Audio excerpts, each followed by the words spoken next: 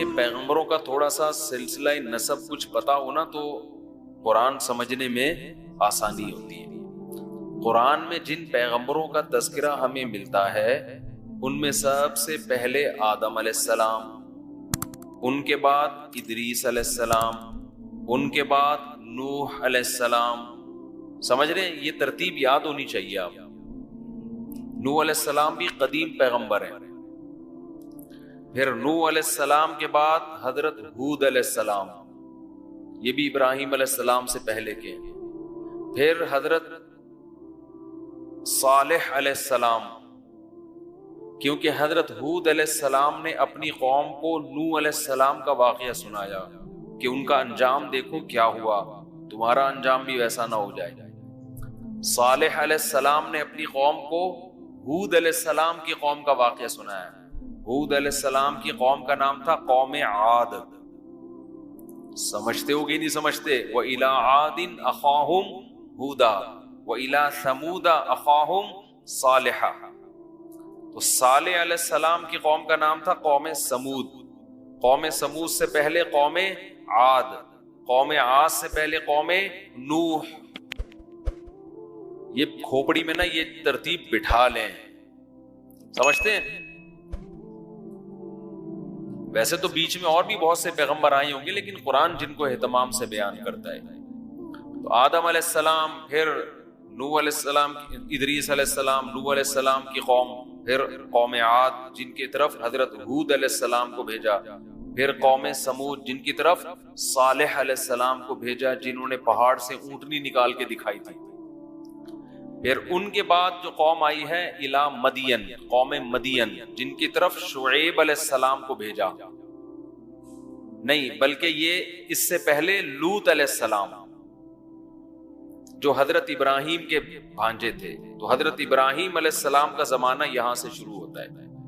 دوبارہ یاد کرا دوں ترتیب، سب سے پہلے آدم علیہ السلام۔ اچھا، یہ تمام آسمانی کتابیں اس پر متفق ہیں، کیونکہ قوم عاد کا تذکرہ تورات میں بھی ہے، انجیل میں بھی ہے۔ قوم سمود کا تذکرہ تورات میں بھی ہے اور انجیل میں بھی ہے۔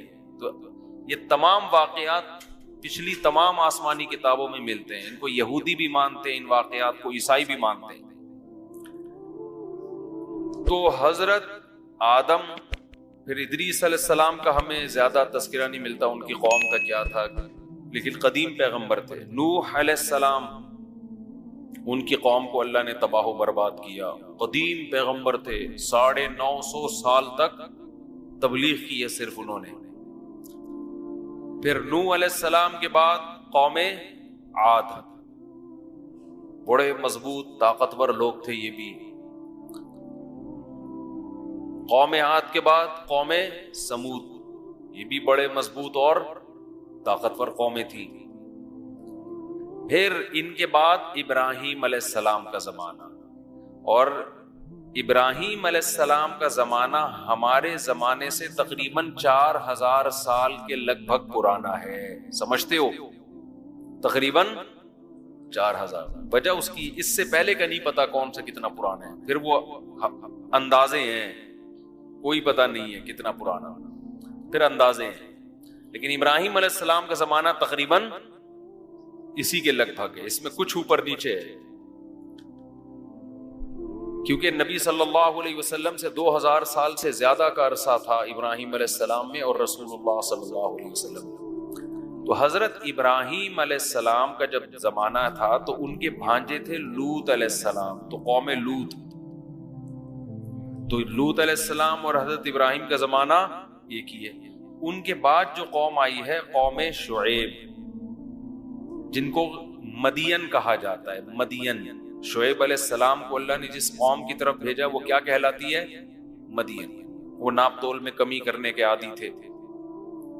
شعیب علیہ السلام کا زمانہ، اچھا ادھر ابراہیم علیہ السلام کے 2 بیٹے، ایک کا نام اسحاق اور ایک کا نام اسماعیل۔ اچھا، یہ جو شعیب علیہ السلام تھے نا، بعض حضرات کا خیال ہے ان کا اور موسیٰ علیہ السلام کا زمانہ قریب قریب ہے، واللہ اعلم۔ لیکن یہ تھے بہرحال ابراہیم علیہ السلام کے بعد. اب یہ کس زمانے میں گزرے اس کی ہمیں زیادہ ڈیٹیل نہیں ملتی. اتنا بعض حضرات کا خیال ہے کہ حضرت موسیٰ کا اور ان کا زمانہ قریب قریب ہے. تو ادھر جو زیادہ تفصیل ہے حضرت ابراہیم جو 4000 سال پہلے. ابراہیم علیہ السلام کے 2 بیٹے، ایک کا نام اسحاق اور ایک کا نام اسماعیل. اسماعیل علیہ السلام مکہ میں آباد ہوئے، ان کی ایڑیوں سے زمزم کا چشمہ پیدا ہوا. حضرت ابراہیم کی ایک زوجہ حضرت ہاجرہ وہ مکہ میں آباد ہوئی، اور ابراہیم علیہ السلام کی ایک زوجہ حضرت سارہ وہ کہاں تھی؟ فلسطین میں، بیت المقدس میں، ارض شام میں. سمجھتے ہو کہ نہیں سمجھتے؟ تو حضرت سارہ کے جو بیٹا ہوا ان کا نام کیا تھا؟ اسحاق. اور حضرت ہاجرہ کے جو ہوا ان کا نام کیا تھا؟ اسماعیل. اسماعیل علیہ السلام کی اولاد ہوتی رہی، کوئی پیغمبر پیدا نہیں ہوا. تقریباً 2-2.5 سال کے بعد جا کے رسول اللہ صلی اللہ علیہ وسلم پیدا ہوا مکہ میں. سمجھتے ہو؟ حضرت اسماعیل علیہ السلام نے، کیونکہ چشمہ تھا نا وہاں پانی کا، وہ تو ایسی زمین تھی جہاں سرے سے گھاس کا تنکا بھی نہیں تھا. دیکھو اس میں بڑی حکمت ہے. بیت اللہ ایسی جگہ بنایا گیا ہے کہ اسے دیکھ کے کوئی یہ نہ کہے کہ یہ انسانوں کی سلیکشن ہے. انسان جب بھی خود سے کوئی خود ساختہ معبود بناتے ہیں یا خود ساختہ عبادت گاہ بناتے ہیں، اس میں اس کا تو خیال کریں گے نا کہ پبلک کے لیے یہاں پہنچنا آسان بھی ہے کہ نہیں ہے.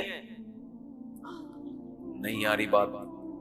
اس زمانے میں مکہ کی زمین آباد کوئی تھا ہی نہیں، نہ بندہ نہ بشر. اس زمانے میں جو آباد علاقے تھے یہ شام کی زمین سرسبز. ظاہر ہے انسان ایسی جگہ کا انتخاب کرے گا جہاں پانی ہو اور جہاں سبزہ ہو. ہمیشہ سے لوگ وہیں رہتے ہیں. مکہ جس جگہ ہے نا، آپ ہوائی جہاز سے جب سفر کرتے ہیں اتنے لمبے لمبے ریگستان اور گھاس کا تنکا آپ کو دور دور تک نظر نہیں آئے. تو اللہ نے ابراہیم علیہ السلام کو حکم دیا فلسطین سے شام کی مقدس سرزمین سرسبز زمین سے چل کے کہاں پہنچنا ہے؟ مکہ. آپ ذرا میپ پہ، گوگل میپ پہ سرچ کر کے دیکھ لو کتنا لمبا راستہ، نہ کوئی سڑک ہے، ریگستانوں کا سفر ہے، اونٹ پہ بیٹھ کے جانا ہے، زاد راہ کتنا لینا ہے. یہ خود اس کی علامت ہے کہ یہ انسانوں کا بنایا ہوا گھر نہیں ہے یہ، ورنہ انسان ایسی لوکیشن کا کبھی بھی انتخاب نہ کرتا. سمجھتے ہو کہ نہیں سمجھتے؟ اگر یہ خود ساختہ ہوتا ہے نا، کسی نے بنا لیا ہوتا ہے، جیسے ملحد لوگ کہتے ہیں کہ بنا لیا بس بیٹھ کے، یہاں کیوں بناتے بھائی ریگستان میں؟ پیٹرول تو اب نکلا ہے نا، مارکیٹیں تو اب بنی ہیں. وہ اتنی دور جا کے نا 4 پہاڑوں کے بیچ میں اللہ نے کہا کہ گارے مٹی کا گھر بنا دو. اس میں بڑی حکمت تھی تاکہ لوگوں کو یقین آ جائے کہ اس جگہ کی سلیکشن یہ اللہ کی طرف سے ہے، اس میں انسان کی رائے کا دخل نہیں ہے. تو ابراہیم علیہ السلام حضرت ہاجرہ کو لے کے وہاں پہنچے، اور یہ بھی بڑی قربانی. وہ کہہ رہی ہے مجھے ایسی جگہ کیوں لے کے جا رہے ہو؟ ہیں بھائی، ایسی جگہ مجھے کیوں لے کے جا رہے ہو؟ صحیح بخاری کی حدیث ہے، جب پریشان ہوئی پھر پوچھا کہ بتاؤ اللہ کے حکم سے؟ انہوں نے کہا اللہ کے حکم سے. بس حضرت ابراہیم نے اتنا جواب دیا. حضرت ہاجرہ نے فرمایا اذا لا یضیعنا، پھر اللہ ہمیں ضائع نہیں کرے گا، پھر ضائع نہیں کرے گا. کتنی نیک زوجہ تھی.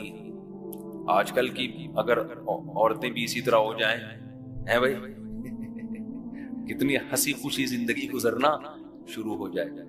تو خواتین پھر ٹینشن دیتی ہیں. بھائی مرد بھی اگر اچھے ہو جائیں تو بھی بڑی ہے، دونوں طرف تالی دونوں ہاتھوں سے بجتی ہیں.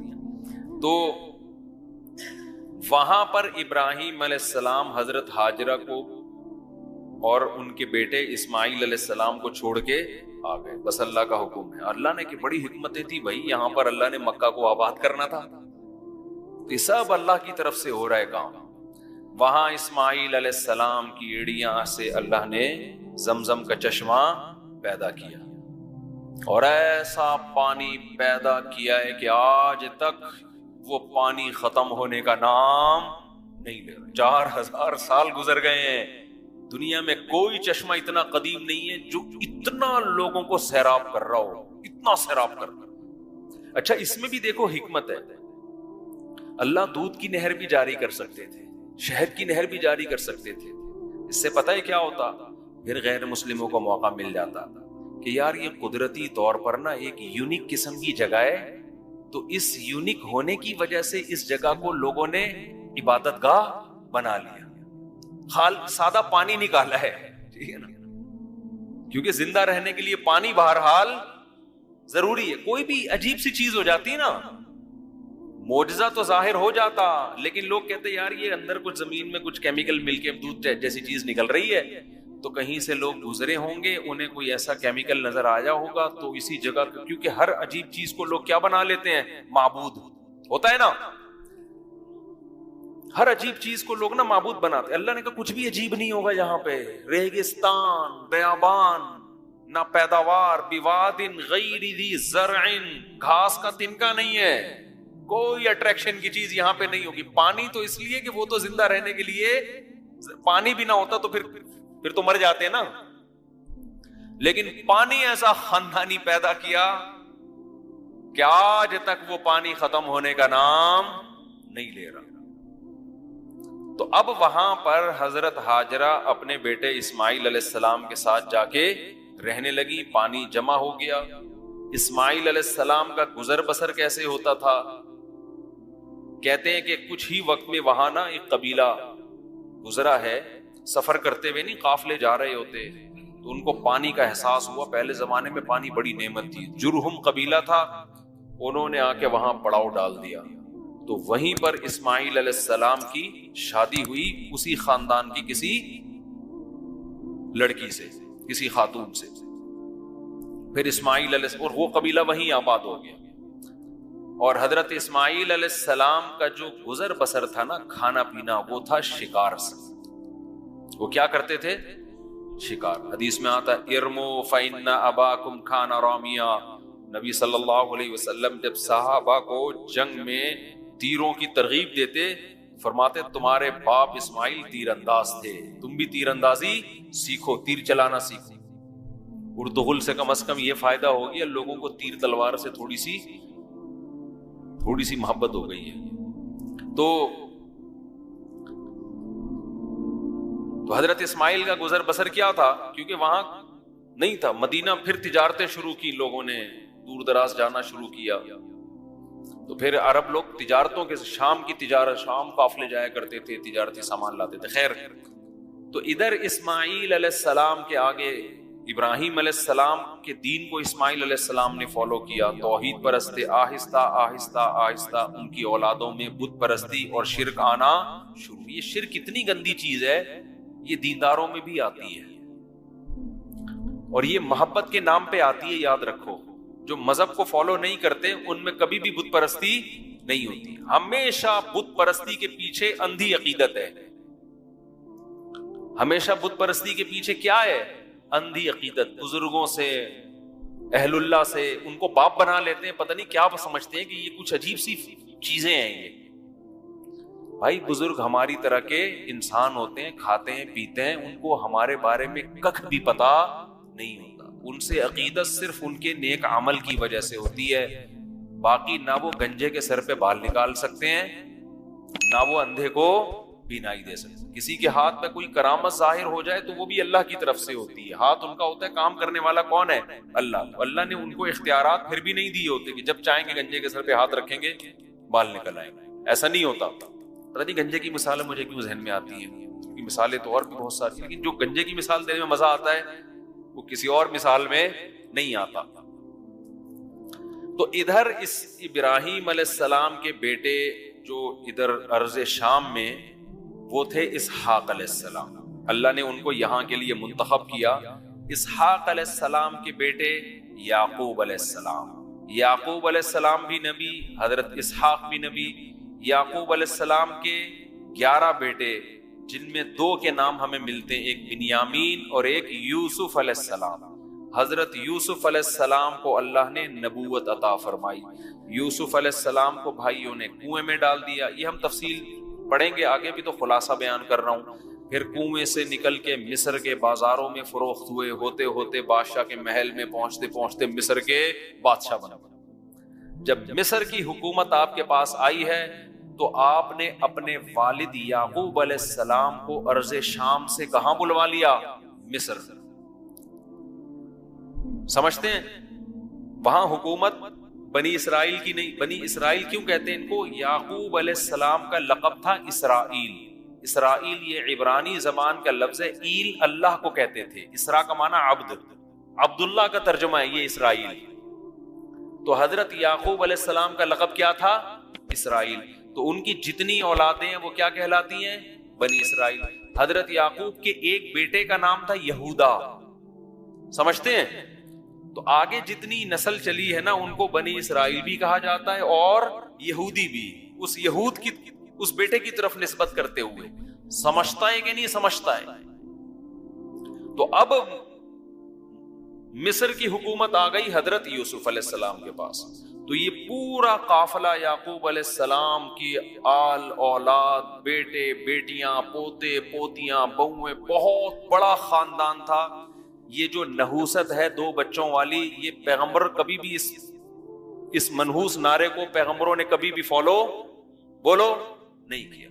یہ نعرہ لبرل لوگوں سے آیا ہے, ملحد لوگوں سے آیا ہے, اور اس کا عذاب کہ ان کے خاندان ختم, محبتیں ختم, خاندان سمٹ کے کتے بلیوں میں آ کے منحصر ہو گئے. کتے پالتے ہیں, یوٹیوب پہ دیکھ لو, بندر پالے ہوئے, ان کو پیمپر پہنائے ہوئے ہیں, یہ کام کر رہے ہیں, بندروں سے دل بہلا رہے ہیں. اب تو جاتے ہیں گھر میں, بچے ایسی پیاری پیاری باتیں کر رہے ہوتے ہیں. آج میں نے روزہ رکھا ہے, چڑیا والا روزہ. میں نے کہا یہ چڑیا والا روزہ کیا ہے؟ چھوٹی بچی تھی میری, مجھے کہہ رہے کہ چڑیا کا روزہ ہے. یہ کون سا؟ کہہ رہی 6 بجے سے لے کے 9 بجے تک کا ہے, پھر 9 بجے سے لے کے 12 بجے تک کا ہے. 3 گھنٹے کے روزے چل رہے ہیں بچوں کے, انجوائے کر رہے ہیں رمضان.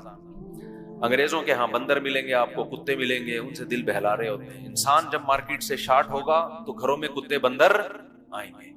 ٹھیک ہے, بندر بھی بڑا اچھا لگتا ہے پالنے میں, کتے بھی اچھے ہوتے ہیں, بلیاں بھی. انسانوں سے زیادہ, اپنی بچوں سے زیادہ میرے بھائی کوئی بھی اٹریکٹیو بولو نہیں. مجھے لوگ بتا رہے ہوتے ہیں بندر پالے ہوئے, کتنے کیوٹ کیوٹ سے بندر, کتنی پیاری پیاری بلیاں. او بھائی اپنی اولاد سے کمپیئر کرو. یہ کام ان لوگوں کے ہیں جن کے ہاں اولادیں نہیں ہیں. اپنی اولاد کو پال, وہ بڑھاپے میں تمہارا سہارے, بندر کیا کرے گا؟ یہ تو زرداری کی تقریروں پہ ہنسے گا اور تھوڑی کوئی کام ہے. زرداری جب تقریر کریں گے نا کہ میں غربت کا خاتمہ چاہتا ہوں, مجھے غریب کو دیکھ کے ترس آتا ہے, تو بندر ہنسنے کے کام آئے گا, میم بنانے کے کام آئے گا, اس کے علاوہ تھوڑی کچھ ہوگا اس. تو خیر, تو یعقوب علیہ السلام کا بہت بڑا خاندان ہو گیا تھا, کیونکہ آپ نے بھی کثرت سے نکاح کیے یعقوب علیہ السلام نے. ایک بیوی سے حضرت یوسف علیہ السلام بنیامین پیدا ہوئے, دوسری زوجہ سے دوسرے, اور اس کے بعد بھی آپ نے نکاح کیے. یہ پورے بیٹے بیٹیاں, بہویں, داماد, پورے خاندان کو لے کر آپ کہاں شفٹ ہو گئے؟ مصر میں. لیکن بہرحال مصر میں آپ اقلیت میں تھے, کیونکہ وہاں پہلے سے ایک بہت بڑی ریاست قائم تھی جو غیر مسلم تھی. یوسف علیہ السلام کے ہاتھ میں جب حکومت آئی ہے تو انہوں نے دین کی تبلیغ کی, وہاں بالآخر دین کافی حد تک پھیلتا چلا گیا, لیکن تھے بہرحال مینورٹی میں. بالآخر یوسف علیہ السلام کے انتقال کے بعد کچھ وقت اچھے لوگ آئے, آتے آتے پھر دوبارہ برے بادشاہ مسلط ہونا شروع. قوم پرستی. مصر کے ہر بادشاہ کو فرعون کہا جاتا تھا, سمجھ لیں, یہ لقب تھا مصر کے بادشاہ کا. کیا کہا جاتا تھا؟ فرعون. تو ان کو نا یہ قوم پرستی دنیا میں ہمیشہ سے ایک ایسا گندا نعرہ ہے جس نے انسانوں کو برباد کیا. یہ ہمارے کنٹری کا نہیں ہے, یہ ہمارے ملک کا نہیں ہے, یہ ہماری قوم کا نہیں ہے, یہ پٹھان ہے, یہ پنجابی ہے, یہ مہاجر ہے, یہ سرائکی. یہ ایک بدبو. حدیث میں پتہ ہے ان نعروں کو کیا کہا گیا؟ یہ منتنا. منتنا کہتے ہیں جو مردہ گدھا نہیں پڑا ہوا ہوتا، یہ مردہ بکری کا بچہ، کیسی گھن آ رہی ہوتی ہے. تو آپ صلی اللہ علیہ وسلم نے قوم پرستی کے ان نعروں کو کیا کہا ہے؟ بدبودار. آپ سعودی عرب میں جائیں، وہ آپ کو ٹیڑھی نظروں سے دیکھ رہے ہیں، غیر ملکی ہے. وہ کوئی ہمارے ملک میں آئے، ہم اس کو ٹیڑھی نظروں سے دیکھ رہے ہیں، کوئی اور ہے، یہ ہمارا نہیں ہے. یہ تو لکیریں تو ہم نے بنائی ہیں بھائی. کلکم من آدم، حدیث میں آتا ہے تم سب کس کی اولاد ہو؟ آدم کی. تو یہاں بھی یہی ہوا کہ وہ کہتے تھے یہ غیر قوم کے لوگ ہیں، یہ وہاں سے آئے ہوئے ہیں، ہمارے کنٹری میں آئے ہوئے ہیں، ہمارے باپ بنے ہوئے ہیں. صحیح ہے نا؟ یوسف علیہ السلام تو حکومت میں تھے نا بھائی، قابلیت کی بیس پہ حکومت آپ کے ہاتھ میں آئی تھی. آپ نے تو مصر کی حکومت کو قحط سے، ہلاک ہونے سے بچایا، اور مصر کی گورنمنٹ کی معاشی ترقی کا ذریعہ بنے. اس بیس پہ تو آپ کو اس قوم کا شکر ادا کرنا چاہیے. لیکن بالآخر قوم پرستی نے کیا کیا کہ بادشاہ مسلط ہوتے چلے گئے اور بنی اسرائیل کو غلام بناتے چلے گئے کہ یہ دوسرے قوم کے لوگ ہیں، ان سے بدترین سلوک کرو. آج بھی ایسا ہی ہوتا ہے دنیا میں. جو قوم اقلیت میں ہوتی ہے اس کے رائٹس ہی نہیں ہیں، ان کو لوگ غلام بنا دیتے ہیں، ظلم شروع کر دیتے ہیں ان کے اوپر. تو نتیجہ کیا نکلا کہ بالآخر بنی مصر میں فرعون مسلط ہوتے ہوتے ہوتے یہ جو فرعون ہے نا جس کا قرآن میں ذکر ہے، یہ مسلط ہوا تو اس نے تو ظلم کے پہاڑ توڑ دیے. اس کو ہر وقت خطرہ لگا رہتا تھا کہ یہ قوم توحید پرست ہے، ایک نظریہ ہے، اور ایک خدا کو ماننے والے لوگ ہیں، پیغمبروں کو ماننے والے لوگ ہیں. یاد رکھو جو نظریاتی قوم ہوتی ہے لوگوں کو خطرہ ہمیشہ اس سے ہوتا ہے. آج ملحد لوگ ہندو مذہب کا آپ کو مذاق کبھی بھی اڑاتے ہوئے نظر نہیں آئیں گے. آپ دیکھ لو یوٹیوب پہ ہندو ملحدوں کو، جو ایتھیسٹ ہوتے ہیں نا. آپ نے دیکھا ہوگا نا، ایک ہمارے ملک میں ایک لبرل خاتون مری تھی، اس کا جنازہ پڑھایا عورت نے. دیکھا ہوگا نا، عورت نے. تو اور یہ مقبول جان صاحب کا ایک بڑا اچھا انٹرویو آیا کہ عورت جنازہ پڑھا رہی ہے، یہ اسلام کا مذاق ہے، اسلام میں عورت جنازہ کی امامت نہیں کری. انہوں نے کہا یہ مذاق نہ کبھی کسی عیسائی مذہب کے ساتھ کوئی کرتا ہے نہ ہندو مذہب کے ساتھ. ہر ایک کی رسومات کا احترام کیا جاتا ہے. یہ صرف اسلام کا مذاق کیوں اڑوایا جا رہا ہے؟ بھائی ہر مذہب میں ہوتی ہیں نا کچھ تعلیمات. مجھے ان کا بیان بڑا اچھا لگا تھا کہ نشانہ کس کو بنایا جا رہا ہے؟ اسلام. نبی صلی اللہ علیہ وسلم پہ اعتراضات کیے جاتے ہیں، آپ نے یہ کیا، آپ نے یہ کیا، آپ نے. ایک صاحب نے میرے بیان پہ اعتراض کیا، میں نے جلد نکاح کی ترغیب دی نا. ایک صاحب نے کہا کہ ان سے بولو، ان مولویوں سے بولو اپنی 9 سال کی بچی کا نکاح 50 سال کے آدمی سے کیا کریں، پھر پیغمبر کی سنت زندہ ہوگی. اعتراض سمجھ میں آیا؟ یہ جو کہتے ہیں نا جلد نکاحوں کی ترغیب، اس نے معاذ اللہ نقل کفر طنز کیا کہ تمہارے پیغمبر نے حضرت عائشہ سے نکاح کیا 6 سال میں، رخصتی ہوئی 9 سال میں. تو ان لوگوں سے بولو اپنی 9 سال کی بچیوں کا نکاح نا 50 سال کے آدمیوں سے کیا کرو، پھر ہم مانیں گے تم پیغمبر کی سنت پر عمل کر رہے ہو. اس کا جواب یہ ہے کہ اگر ہمیں کوئی 50 سال کے، ہم نبی کے دور میں ہوتے نا، اب تو نبوت کا دروازہ بند ہو گیا. کوئی سچا نبی ہو وہ 50 سال کا کیا 100 سال کا بھی ہوگا تو 9 سال کی بچی کا ہم فخر سے اس سے نکاح کریں گے. ہمیں اگر یقین ہوگا کہ یہ اللہ کے پیغمبر ہیں. اسلام میں یہ نہیں ہے کہ کوئی بھی 50 سال کا ہے تو اٹھا کے دے دو. بھائی ان کی قابلیت تو دیکھو، وہ کون ہے؟ اللہ کے پیغمبر. تو یقیناً اس سنت کو زندہ کریں گے، لیکن اللہ نے نبوت کا دروازہ بند کر دیا.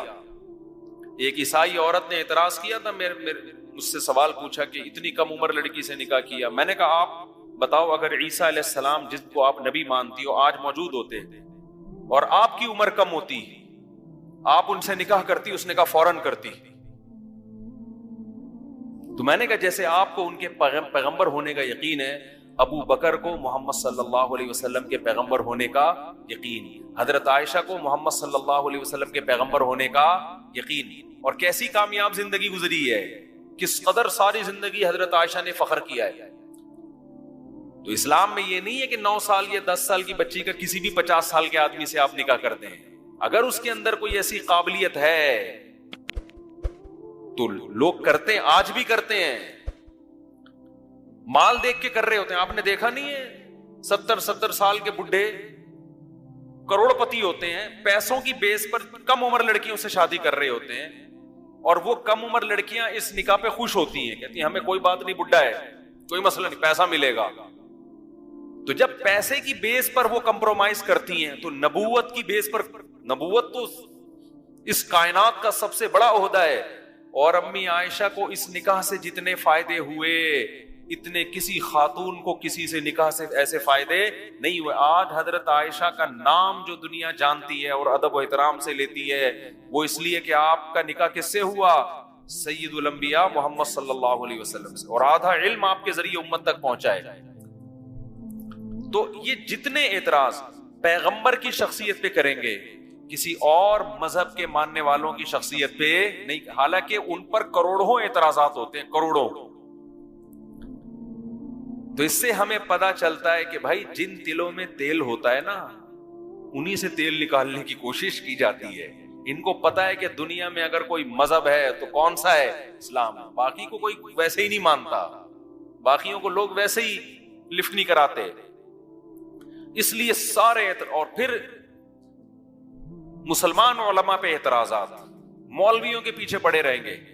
ایک ملحد نے بقرعید پہ دکھایا ایک مولوی کا پیٹ اتنا بڑا نا, ایسے دکھایا, فرضی تصویر بنائی تھی اور کہا تھا یہ بکروں کا قبرستان ہے. یہ کیا ہے؟ یہ جو بکرے کٹیں گے نا اس کا کیا ہے؟ یہ قبرستان. میں نے تو نہیں دیکھا کوئی مولوی اتنے بکرے کھاتا ہو. ان بقرعید کے دنوں میں جتنا غریب آدمی گوشت کھاتا ہے نا وافر مقدار میں, اتنا امیروں کو نہیں ملتا. امیر تو پورے سال کھاتے ہیں. بقرعید کے دنوں میں اگر وہ بناتا نا کسی غریب آدمی کا پیٹ اور کہتا یہ مسلمانوں میں جو غریب لوگ ہیں ان کا پیٹ بکروں کا قبرستان ہوتا ہے, ہم کہتے ہیں صحیح بات کر رہا ہے کہ ان دنوں میں جتنا گوشت غریب کو کھانے کو ملتا ہے اتنا پورے سال کھانے کو نہیں ملتا. لیکن کہاں لے کر آ رہا ہے؟ مذہبی رہنماؤں کو. تو ان کی دشمنی اسلام سے, ان کو پتا ہے دنیا میں پنپنے والا کون ہے؟ اسلام ہے. خیر جلدی سے بات کو سمیٹتا ہوں. تو بنی اسرائیل جو تھے, فرعون کو خطرہ کس سے تھا؟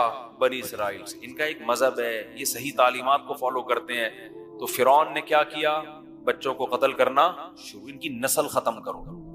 پہلے زمانے میں نسل روکنے کا طریقہ آتا نہیں تھا, قتل کیا جاتا تھا.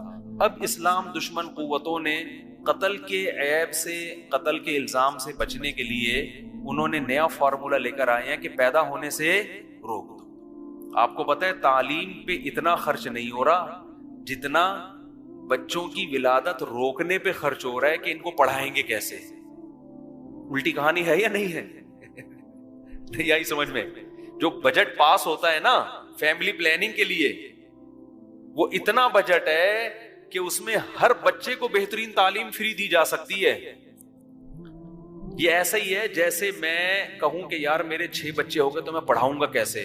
تو ان بچوں کو کی تعلیم پہ میں نے کیلکولیشن کی 10 لاکھ خرچہ آ رہا تھا, 15 لاکھ میں نے بچے روکنے پہ خرچ کر دیے. تو دنیا میں بے وقوفی کی بات ہوگی کہ نہیں ہوگی؟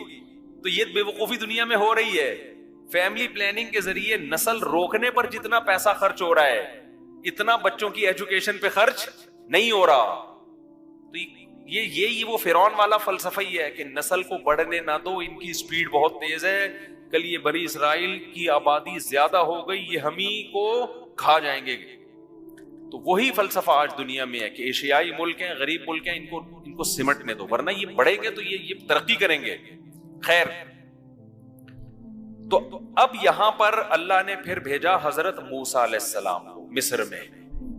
تو موسیٰ علیہ السلام بھی کس کی اولاد میں؟ حضرت ابراہیم علیہ السلام کی. اور ایسے پیغمبر بھیجے کہ قرآن جتنی محبت سے اور جتنے اہتمام سے موسیٰ کا تذکرہ کرتا ہے ایسا تذکرہ قرآن کسی اور پیغمبر کا نہیں کرتا. ہر تھوڑی دیر میں موسیٰ, ہر تھوڑی دیر میں موسیٰ. اور اتنی زبردست قرآن نے ہسٹری بیان کی ہے فرعون اور موسیٰ علیہ السلام کی کہ جتنے اسباق اس واقعے میں ملتے ہیں اتنے اسباق ہمیں کسی اور واقعہ میں نہیں ملتے. بہت بڑا ایک اللہ کی طرف سے نا عالی شان ایک معجزے کا ظہور ہوا. اور اتنی مہلت دی گئی فرعون کو، وہ ہم پڑھیں گے انشاءاللہ جب یہ آیتیں آئیں گی، کس قدر طریقوں سے سمجھایا گیا، مختلف اس طوفان بھیجے گئے، مینڈکوں کا عذاب، خون کا عذاب کہ یہ ایمان لے آئے، لیکن وہ ہٹ دھرم ہی کرتے کرتے بالآخر قرآن کہتا ہے ہم نے فرعون کو غرق کیا اور صبح و شام اس کو آگ میں جلایا جاتا ہے، اس کی جسم کو ہم نے محفوظ کر لیا۔ تو اس واقعے کو جتنے اہتمام سے بیان کیا، قرآن نے کسی اور واقعے کو بیان نہیں کیا۔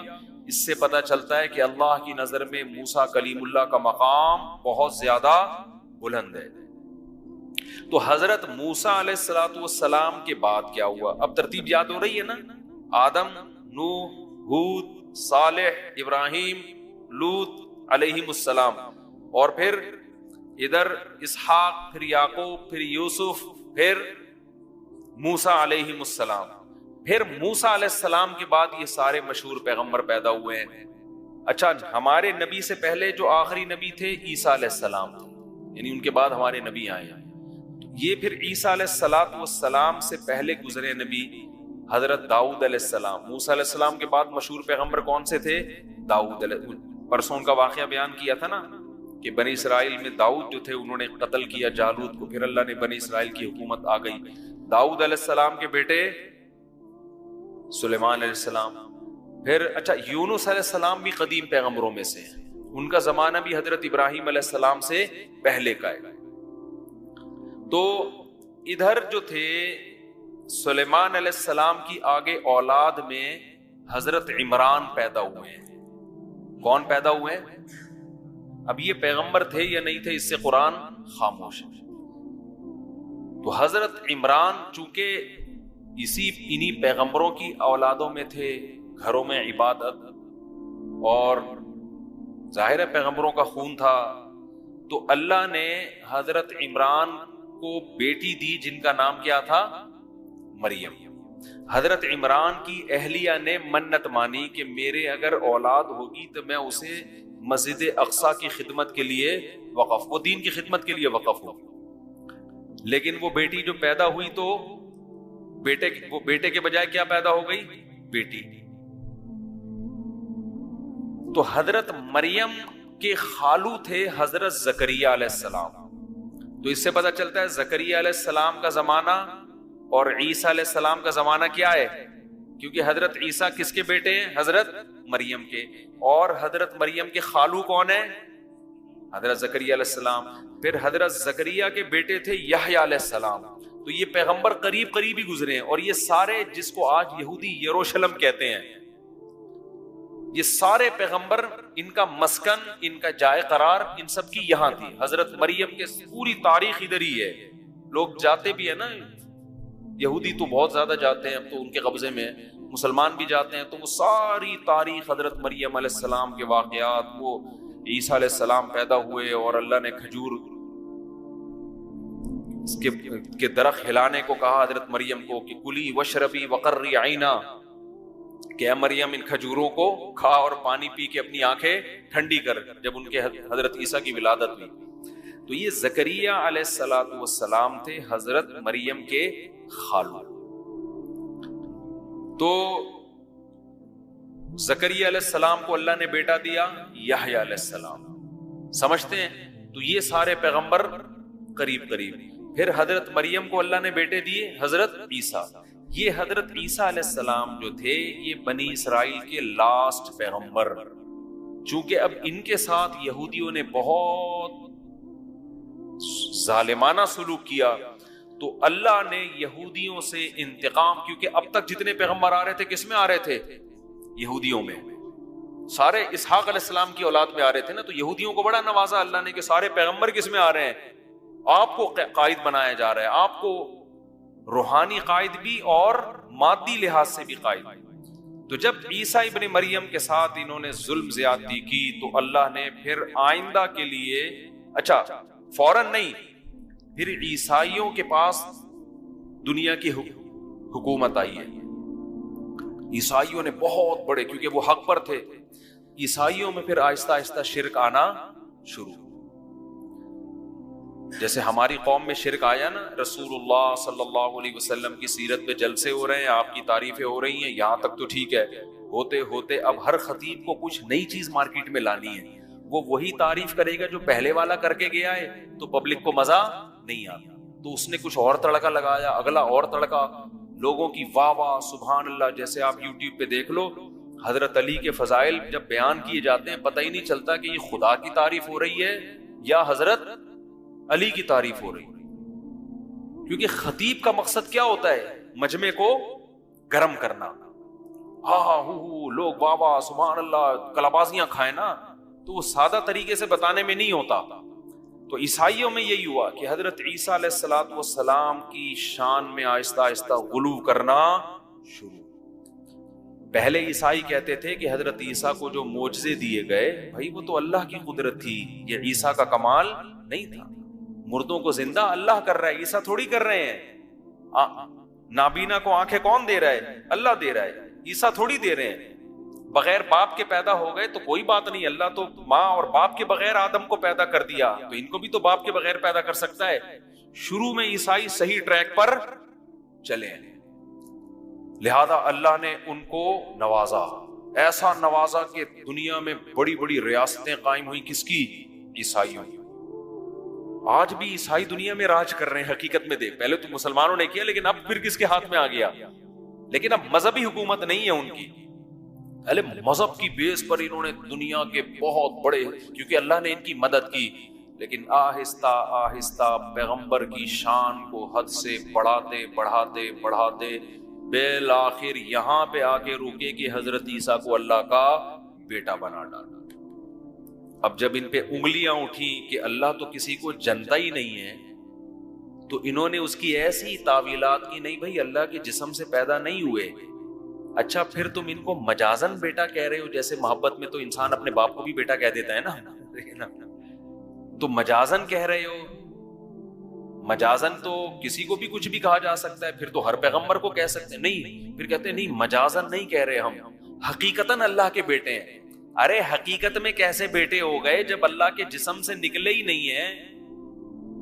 تو کیا معاذ اللہ اللہ کا جسم دو ٹکڑے ہوئے؟ نہیں نہیں نہیں، ایسا نہیں۔ تو ایسا پھنسے ہیں نا، جب انسان غلط بات کرتا ہے ایسا پھنستا ہے کہ پھر وہ کہتے ہیں نا، ایک جھوٹ چھپانے کے لیے کتنے جھوٹ بولنے پڑتے ہیں؟ 100 جھوٹ۔ پھر وہ تعویلہ، پھر کتابوں کی کتابیں، وقت برباد، اپنا بھی قوم کا بھی وقت۔ پھر حضرت مریم کیا ہے بھائی اگر یہ اللہ کے بیٹے ہیں؟ اب وہاں پریشان ہوئے۔ حضرت مریم تو اب معاذ اللہ، بعض لوگوں نے کہنا شروع کر دیا معاذ اللہ نقل کفر، وہ اللہ کی زوجہ ہیں۔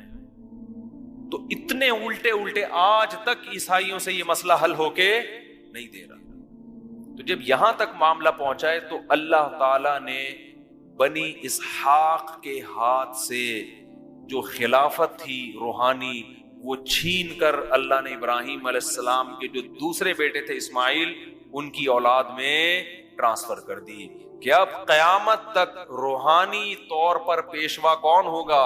اسماعیل کی اولاد محمد صلی اللہ علیہ وسلم۔ اور اب بنی اسحاق اور بنی اسرائیل قیامت تک کے لیے روحانی قیادت کے اہل اور لائق نہیں ہے۔ تو کچھ کام تو اللہ نے مسلمانوں سے لیا، صلاح الدین ایوبی کی تلوار چلی، بڑی بڑی جنگیں ہوئیں، پھر استنبول میں سلطان محمد فاتح نے عیسائیوں کی 1000 سال کی خلافت، کیونکہ اللہ کی مدد اب کس کے ساتھ ہونے لگی؟ مسلمانوں۔ اور کچھ انہوں نے خود کر دیا، خود انہوں نے یہ کیا کہ یہ خود اپنے مذہبی پیشواؤں کی الٹی الٹی باتوں سے پریشان ہو گئے تھے، کیونکہ جب ایک دفعہ پھینکتا ہے نا انسان تو آہستہ آہستہ وہ پھینکو بن جاتا ہے۔ پھر جب آپ ایک دفعہ صحیح تعلیمات اور ٹریک سے ہٹے نا تو پھر اگلا اسٹیپ اس سے، اب دیکھو بدعتیوں کو دیکھ لو، آج کے بدعتیوں کو، 50 سال پہلے یہ کچھ تھوڑے سے سیدھے نظر آئیں گے آپ، اتنی بدعتیں نہیں تھیں، اس سے پہلے اور تھوڑے سے صحیح، تھوڑی بدعتیں آئیں، پھر تھوڑی اور آئیں، پھر تھوڑی اور آئیں، پھر تھوڑی اور آئیں، اب اتنی ہو گئی ہیں کہ یہ خود بھی پریشان ہو رہے ہیں، یار یہ ہو کیا رہا ہے مارکیٹ میں۔ 12 ربیع الاول کو بیت اللہ کے طواف ہو رہے ہیں، مصنوعی بیت اللہ بنائے جا رہے ہیں، ناچ گانے ہو رہے ہیں، ڈانس ہو رہا ہے، یہ خود بھی پریشان، عید کی نمازیں تک ہونا شروع ہو گئیں ربیع الاول، خود بھی پریشان ہو گئے ان کے بڑے کہ یار یہ ہو کیا رہا ہے۔ کہاں تک؟ کیونکہ بدعت کے پاؤں نہیں ہوتے. جب ایک دفعہ آپ نے بدعت کا راستہ کھول دیا اب قوم آٹومیٹک ہو جاتی ہے, اب وہ ہر چیز کو حلال کر دے گی بدعت کے نام پہ. پھر کھانے پینے کے سلسلے شروع ہوئے, 11ویں کا کھانا تو 12ویں کا کھانا, پھر فلانے کا کھانا تو ڈمکانے کا کھانا, پھر محرم کا حلیم. بھائی ہم کہتے ہیں سیدھا سیدھا قرآن و حدیث کو فالو کرو. قرآن و حدیث میں صرف ولیمے کا کھانا ملتا ہے اور بقرعید کا کھانا ہے, اور عید کے دن کچھ میٹھا کھا لیا کرو. اس کے علاوہ روزے ملتے ہیں, کھانا پینا بولتے کیوں نہیں ملتا. تو ہم اسی ٹریک پر ہیں الحمدللہ. تو آپ دیکھو نا, کبھی ہمیں ربیع الاول میں کوئی کھاتا ہوا نظر, ہم جیسے جتنا سفر میں کھاتے ہیں اتنا ہی ہم ربیع الاول میں بھی اتنا ہی کھاتے ہیں, جتنا ہم ربیع الاول میں کھاتے ہیں اتنا ہی ہم محرم میں بھی کھا رہے ہوتے ہیں. تو ہمارا تو حساب بہت سیدھا سادہ ہے, جو اللہ اس کے رسول نے کہہ دیا بس. صحابہ کو دیکھ لیتے ہیں, انہوں نے ربیع الاول میں کیا کیا, انہوں نے محرم میں کیا کیا. انہوں نے اگر کچھ کیا تو ہم کریں گے, نہیں کیا تو ہم بھی نہیں کریں گے. لیکن جب آپ اس ٹریک سے ہٹ گئے تو پھر میرے بھائی آپ بے لگاؤ بڑھتے چلے جاؤ. تو اس امت میں بھی یہ کچھ ہوا ہے جو بنی اسرائیل میں ہوا تھا, تو وہ بھی ٹریک سے ہٹ گئے, اور ہٹتے ہٹتے اتنا کچھ پھر انہوں نے اجتہادات, ان میں بھی جناب پروفیسر غامدی صاحب جیسے لوگ پیدا ہوئے, ایکچولی کر کے نا دین کا بیڑا غرق. کل آپ کا پیپر ہے, ایکچولی کوئی مسئلہ نہیں, آپ آج رمضان کا روزہ چھوڑ دیں, ایکچولی کل کیا ہے آپ کا پیپر ہے. تو چونکہ سفر میں روزہ چھوڑنے کی اجازت ہے, وہ بھی ٹینشن ہے, تو قوم کے مستقبل کے لیے روزہ چھوڑنے کی اجازت کیوں نہیں؟ اگر آپ فیل ہو گئے تو آپ جیسے درجنوں اور فیل ہو گئے تو ملک ہمارا ترقی میں کیا ہو جائے گا, پیچھے. لاجک تو ہے یار اس کی. تو ایسے نا لاجک کے لیے نس بھی تو ہونی چاہیے, دلیل بھی تو ہونی چاہیے. ہوتے ہوتے ہوتے ہوتے بالکل دین کا بیڑا. بولو, کورونا کے دنوں میں فتویٰ آیا تھا مارکیٹ میں کہ آپ انٹرنیٹ پر بھی اقتدا کر سکتے ہیں. اب تک تو مسلمان نماز پڑھ رہے ہیں, مسجد میں آئیں گے, ایک امام ہوگا, پیچھے اس کے ہاتھ باندھ کے کھڑے ہوئے ہوں گے. ٹیکنیکل اتنا کر دیا اسلام کو کہ امام صاحب الفلاحیہ میں نماز پڑھا رہے, آپ انٹرنیٹ پہ گھر میں کیا کر رہے ہیں. حالانکہ تمام فقہا کا اجماع ہے کہ اتحاد مکان ضروری ہے, جگہ ایک ہونی چاہیے امام اور مقتدی کی. صدیوں سے اجماع خود ایک دلیل ہے, قرآن سے ثابت ہے. لیکن وہی ہوا, کسی نے بڑا زبردست اعتراض کیا کہ جناب پروفیسر غامدی صاحب آپ نے فتویٰ تو دے دیا, وہ لیکن یہ اسی ٹائپ کا حساب ہو گیا جو مرزا غلام احمد قادیانی نے ایک بات کی تھی, وہ میں بھی بتاتا ہوں آپ کو. یہ فتویٰ تو آپ نے دے دیا لیکن آپ کو پتہ نہیں ہے اس پہ کتنی انگلیاں اٹھیں گی. اس لیے کہ اگر اسلام آباد کے امام کو کوئی کراچی میں بیٹھ کے فالو کر رہا ہے تو کراچی بیت اللہ کے قریب ہے اور اسلام آباد دور. یہ کون سی نماز ہے کہ امام 1500 کلومیٹر مقتدی سے پیچھے کھڑا ہوا ہے. یہ جو میں ابھی واقعہ سنا رہا ہوں ان کو غامدی صاحب پہ آپ فٹ نہ کریں. مجھے غامدی صاحب کی ایک چیز پازیٹیو لگتی ہے, باتیں بے شک جتنی مرضی غلط کریں مگر اسٹائل تہذیب یافتہ ہے. کیونکہ ہمارے بعض اسکالرز ایسے ہیں باتیں بھی غلط اور بیان کرنے کا انداز بھی انتہائی بدتمیزی والا, جو کسی اسلامی اسکالر پہ سوٹ نہیں کرتا, اور لوگ ان کو واہ واہ کر رہے ہوتے ہیں. جس کو بولنا نہیں آتا بدتمیزی والا لب و لہجہ. غامدی صاحب کی یہ کوالٹی ہے, اتنی غلط بات کر رہے ہوتے ہیں کہ سامنے والا نا وہ سلگ جاتا ہے. بعض دفعہ ہوتا ہے یار ایسی اتنی الٹی بات کرتے ہیں, آدمی کانپ رہا ہوتا ہے مگر وہ مسکرا رہے ہوتے ہیں, ان کو غصہ نہیں آتا, ان کو غصہ نہیں. یہ بہرحال ایک کوالٹی ہے یہ, اور یہ میں کہتا ہوں سب میں ہونی چاہیے. ڈیبیٹ کے وقت آپ پہ غصہ نہیں آنا چاہیے, دلائل کے انبار لگا دو لیکن غصہ نہ. یہ چیز غامدی صاحب سے یقیناً سیکھنے کی ہے. تو وہ ایک مرزا غلام احمد قادیانی, تھوڑا سا فریش بھی ہو جائیں گے نا آپ لوگ. مولانا عطا اللہ شاہ بخاری رحمۃ اللہ علیہ تھے غالباً, ان کا مناظرہ ہو رہا تھا کسی قادیانی کے ساتھ. یہ قادیانی جو ہے نا مرزا غلام احمد قادیانی کو عیسیٰ علیہ السلام بھی مانتے ہیں کہ یہ وہی مسیح موعود ہیں. تو انہوں نے کہا کہ دیکھو حضرت عیسیٰ علیہ السلام کا تو معجزہ تھا کہ وہ ماں کی گود میں بولے تھے. تو اس نے کہا ہمارے جو حضرت تھے نا وہ ماں کے پیٹ میں بولے تھے. میں نے بتایا نا جھوٹ کی ٹانگیں نہیں ہوتی, سچے میں جھوٹے میں بڑا فرق ہوتا ہے. جب آپ پھینکتے ہو نا تو پھر بعد میں سوچتے ہو کہ اس کے مطلب کیا ہے. تو انہوں نے فوراً پکڑ لیا. انہوں نے کہا اگر وہ ماں کے پیٹ میں بولتے تھے تو دیکھو راستے تو دو ہی ہیں جہاں سے آواز آتی ہوگی, یا تو ادھر سے آتی ہوگی یا کسی اور جگہ سے آتی ہوگی. دو ہی چیزیں ہیں جہاں سے آواز آ سکتی ہے. تو اگر ادھر سے آتی تھی تو پتہ کیسے چلتا تھا کہ بچہ بول رہا ہے کہ ماں بول رہی ہے؟ تو ایک ہی جگہ رہ گئی جہاں سے آواز آتی تھی جس سے پتہ چلتا تھا کہ یہ بچہ بول رہا ہے. تو یہ کیسے پیغمبر ہیں جو وہاں سے بول رہے ہیں؟ سمجھ رہے؟ یہ کون سا پیغمبر ہے بھائی؟ جب بولتا ہے تو آواز کہاں سے آتی ہے؟ وہاں سے آتی ہے جہاں سے وضو ٹوٹ جاتا ہے آواز آنے سے. تو وہ شرمندہ ہو گیا, وہ نا شرمندہ ہو گیا کہ یار میں کیا کہہ دیا میں نے. تو باطل کی باتیں ایسے ہی ہوتی ہیں. تو ہمارے ہاں بھی جو بدعتی لوگ ہیں انہوں نے نبی صلی اللہ علیہ وسلم کو حاضر ناظر, مشکل کشا, حاجت روا, مختار کل سب چیزیں بنا دیا. جب ان سے سوالات پوچھے جاتے ہیں کہ بھائی پھر اللہ کو کب پکاریں, نبی کو کب پکاریں, کون سی دعا اللہ سے مانگیں, جب اللہ نے سارے اختیارات نبی کو دے دیے ہیں تو پھر نبی سے ہی مانگ لیں. یہاں آ کے یہ کیا ہو جاتے ہیں؟ کنفیوز. پھر کہتے ہیں بھائی مرضی ہے, جب اللہ نے نبی کو دے دی اختیارات آپ کے مطابق تو پھر نبی سے ہی مانگ لیں نا. تو کہہ رہے ہیں مانگ لو. ہم کہتے ہیں پھر ساری زندگی اگر کوئی, پھر اللہ سے مانگنے کی ضرورت کیا ہے؟ اللہ نے دیے اسی لیے تو ہے کہ ان سے مانگو. دیکھو میں اپنا اسسٹنٹ کسی کو بناتا ہوں, کہتا ہوں بھائی کسی نے کوئی فتویٰ لینا ہے تو میرے شاگرد سے لے لے. تو میں نے اس لیے تو کہا ہے کہ میرا ٹائم بچاؤ, اب اس سے فتویٰ لو. قرآن تو 2 اور 2 4 کی طرح کہتا ہے میں نے کسی کو بھی کسی بھی قسم کے اختیارات نہیں دیے. سارے اختیارات کس کے پاس ہیں؟ میرے پاس. لہذا نہ پیغمبر سے مانگو, نہ فرشتوں سے مانگو, نہ بزرگوں سے مانگو, نہ قبروں سے مانگو. دینے والا کون ہے؟ میں. یہ عقیدہ 2 اور 2 4 کی طرح واضح ہے, اس میں کسی قسم کی کوئی کنفیوژن نہیں. اس سے ہٹیں گے تو ایک جنگل ہے. پھر وہ کہتے ہیں جب پولیس سے مدد مانگنا جائز ہے تو پیغمبر سے مانگنا جائز کیوں نہیں؟ بھائی پولیس سے مدد اور طرح کی مانگی جاتی ہے, وہ اسباب کی دنیا میں مدد ہے. وہ ہم اسباب سے ہٹ کے مدد کی بات کر رہے ہیں. اسباب والی مدد تو میں آپ سے بھی پانی لے کر آؤ, یہ کرو وہ کرو, یہ تو اسباب سے ہٹ کے ایسی مدد جس کی لاجک نہیں ہے. اللہ کچھ کرنے میں کسی لاجک کا محتاج نہیں ہے. وہ سب کچھ زکریا علیہ السلام کو بڑھاپے میں اولاد دے سکتا ہے. اب زکریا علیہ السلام, کوئی آدمی بوڑھا ہو, بیوی بانجھ ہو, اور وہ کسی سے جا کے اولاد مانگے, وہ کافر ہو جائے گا؟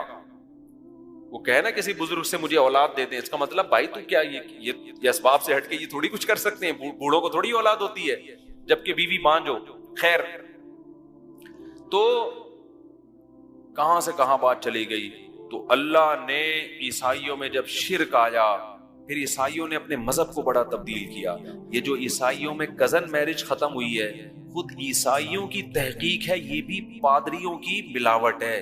مذہب حضرت عیسیٰ کے دین میں کزن سے شادی کی بولو اجازت تھی. ایک انگریز عورت نے اس پہ لکھی ہے تحقیق کہ فیملی سسٹم کو ختم کرنے کے لیے نا, خاندانی نظام کو ختم کرنے کے لیے پادریوں نے یہ کرنا شروع کیا کہ دور لوگوں میں شادی کرو, قریبی رشتوں میں شادی مت کرو. کیونکہ جب آپ اپنے قریبی خاندانوں میں شادی کرتے ہیں تو آپ کی جو روایات ہیں وہ اور مضبوط ہو جاتی ہیں. تو پادری یہ چاہتے تھے کہ لوگ کس کے محتاج ہوں؟ ہم جس کو حلال کہہ دیں یہ حلال سمجھیں, ہم جس کو حرام کہہ دیں یہ حرام. اسی کو تو قرآن نے کہا اتخذوا احبارهم ورهبانهم اربابا من دون اللہ, کہ انہوں نے اپنے راہبوں کو اور اپنے عالموں کو اللہ کو چھوڑ کے خدا بنا لیا تھا. صحابہ نے پوچھا یا رسول اللہ, یہودی تو اپنے عالموں کو خدا نہیں کہتے, عیسائی تو اپنے پادریوں کو خدا نہیں کہتے, تو کیسے خدا بنا لیا؟